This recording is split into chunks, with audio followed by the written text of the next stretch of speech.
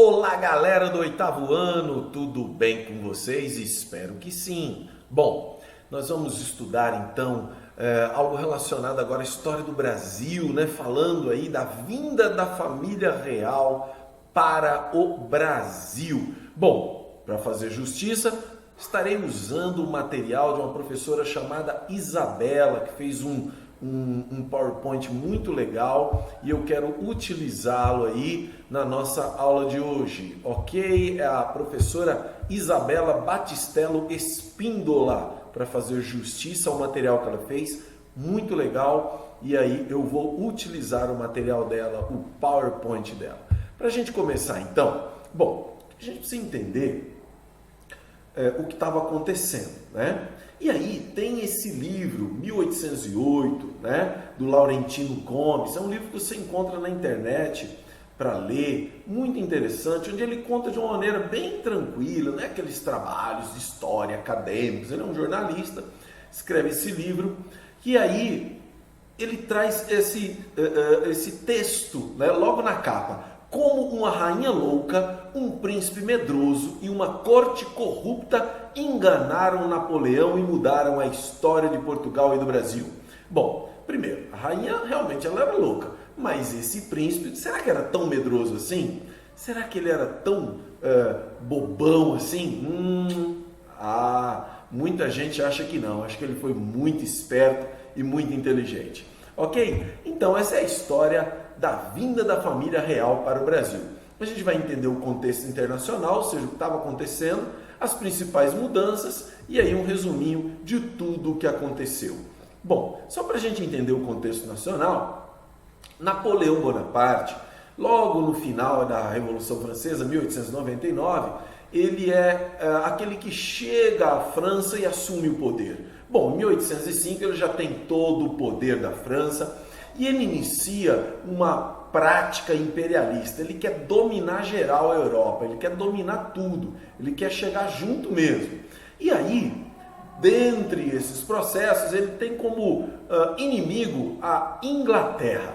Mas a Inglaterra, ela é uma potência, ela é uma ilha, é difícil de chegar até lá. Mas como Napoleão vai lidar com tudo isso? E aí a gente tem então essa tirinha aí do Maurício de Souza, onde alguém chega para aí os espanhóis, portugueses, espanhóis também: Majestade, precisamos partir. Aí no caso os portugueses, né? Napoleão está a nos invadir. Ou Dom João, nós precisamos fugir de Portugal. E aí eles têm que fugir. Mas como é que acontece tudo isso? Vamos entender.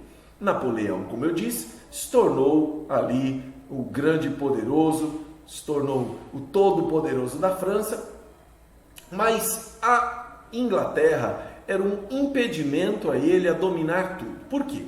Porque a Inglaterra ele não conseguiu dominar. Ele invadiu a Espanha, tirou o rei da Espanha, colocou o irmão dele, invadiu vários territórios ali, dominou por meio de acordos vários territórios e ele criou o bloqueio continental. O que era o bloqueio continental? Olha só para você ter ideia, tudo que é de amarelinho aqui era da França.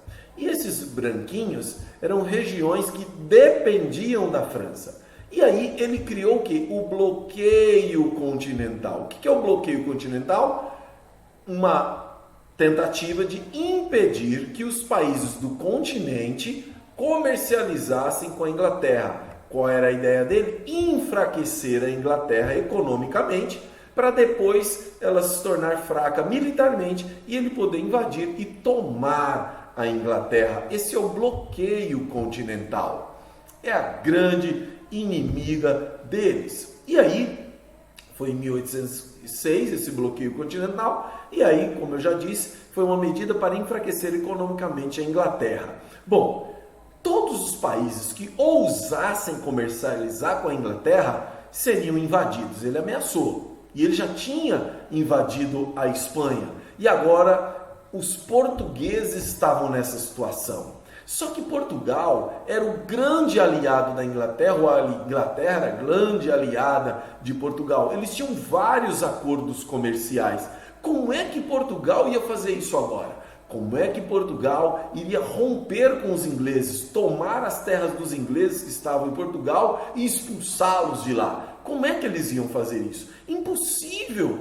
Havia de ser então uma guerra contra a Inglaterra. Portugal se vê numa situação muito difícil, mas os franceses saem direto, marchando para chegar em Portugal. Foram muitos dias de viagem, muita luta, chegaram lá só o bagaço, mas isso é outra história. Mas a saída era essa, era fugir para o Brasil, era pegar toda a corte portuguesa e vir para o Brasil. E aí eles armaram um plano com os ingleses. Com o apoio inglês, a corte portuguesa foge para o Brasil. Pela primeira vez na história, uma corte europeia se muda para a colônia, se transfere para a sua colônia.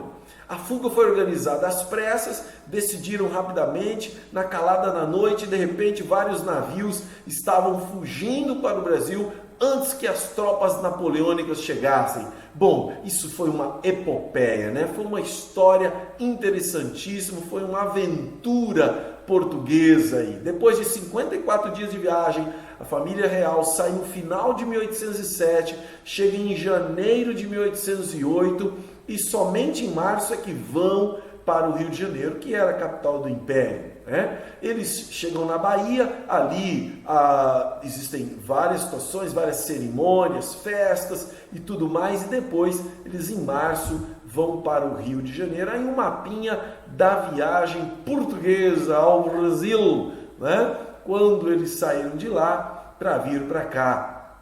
Muito interessante isso tudo. Essa epopeia também, mais uma imagem aí, deles. Bom, os portugueses chegaram aqui.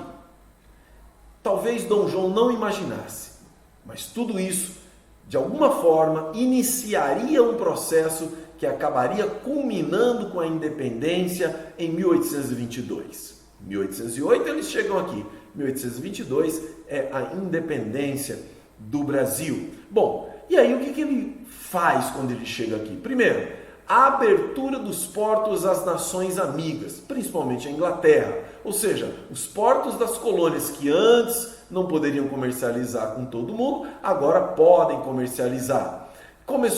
Criou o curso de medicina no Brasil, foi a primeira coisa que ele fez. Ele abriu uma faculdade de medicina na Bahia. Ou seja, já que a corte estava aqui, a corte tinha que preparar o quê? O ambiente para justamente esses nobres que estariam aqui estudarem. Ninguém fez isso pensando no povo brasileiro não, tá, gente?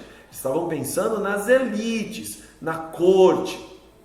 Criação da imprensa régia, ou seja, a imprensa real, um jornal real, fundou o Banco do Brasil. Pois é, o Banco do Brasil, esse que a gente vê por aí, foi fundado naquela época. Criou os Correios, exatamente, esse correio que tem até hoje aí.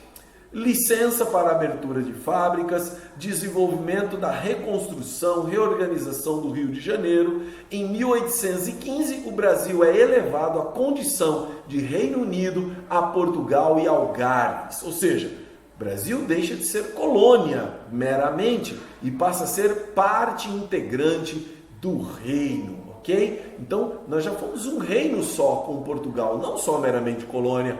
E com a região de Algarves, que se você for olhar no mapa, é a região mais ao sul de Portugal. Chupei já as laranjas de Algarves e são super doces e maravilhosas. Ok? Então é isso aí, pessoal. Mas nós vamos continuar estudando o que acontece agora com a família real no Brasil, o que as elites brasileiras vão pensar, o que eles vão querer e o que eles vão lutar para conseguir, que nós já sabemos, a independência do Brasil. É isso aí. Bons estudos, espero que tenham gostado. Tchau, tchau.